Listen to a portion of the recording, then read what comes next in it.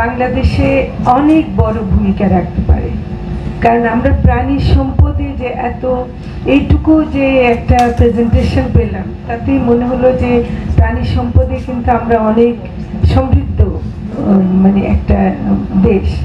কারণ আমাদের একটা ছোট্ট দেশ হলো, এর মধ্যে কিন্তু অঞ্চল ভিত্তিতে কিন্তু অনেক জাতের বৈচিত্র্য আছে, এবং সেগুলো আমরা আগে এমনিতে হাঁস মুরগি প্রত্যেকটা, এবং যেটা হলো যে মহিলারা কিন্তু প্রত্যেকে জানেন, হ্যাঁ, কোন মুরগিটা কেন পালতে হবে, কোন ছাগলটা কেন পালতে হবে, গরুটাও চাঁদ কপালি গরু কেন ভালো লাগে, বা কোন গরু একটু খায় বেশি, কোন গরু দুধ দেয় বেশি, কোন গরু, এই যে একটা চরিত্র বোঝা। এবং আমরা যারা শহরের মানুষরা প্রাণী সম্পদকে বা যাদেরকে আমরা গবাদি পশু বা গরু ছাগল বলি, তারা কিন্তু একটু হেয় করে দেখি প্রাণী সম্পদকে।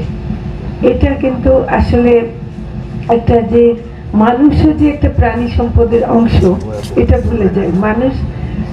আপনারা মানুষরা গবেষণা করছেন প্রাণী সম্পদ নিয়ে, কিন্তু আসলে আপনারা নিজেরাই একটা প্রাণী, এটা ভুলে গেলে চলবে না। ফলে আমার মনে হয় যে এই যে ওয়ান হেলথের একটা যে ধারণা নতুন তৈরি হয়েছে, এটা খুব গুরুত্বপূর্ণ যে আমরা মানুষের যে অসুখগুলো হয় সেগুলো কোত্থেকে আসে, এবং পশুর স্বাস্থ্য রক্ষা করতে গেলে পশু মানে হাঁস মুরগি পাখি, এদের স্বাস্থ্য যদি আমরা রক্ষা করতে পারি, এদের যদি পরিবেশ রক্ষা করতে পারি, তাহলে মানুষও সুস্থ থাকবে। তো মানুষের সুস্থ থাকাটাও নির্ভর করছে পশু প্রাণীকেও সুস্থ রাখার মধ্যে। তো সেটা কিন্তু বিএলআরআই আরেকটু বেশি, আমি যে উপস্থাপনাটা দেখেছি আমি বলবো যে অনেক সুন্দর এবং অনেক কাজ হচ্ছে, কিন্তু তারপরেও আমি বলবো যে আমরা বাইরে থেকে বিএলআরআই এর অস্তিত্ব খুব একটা টের পাই না।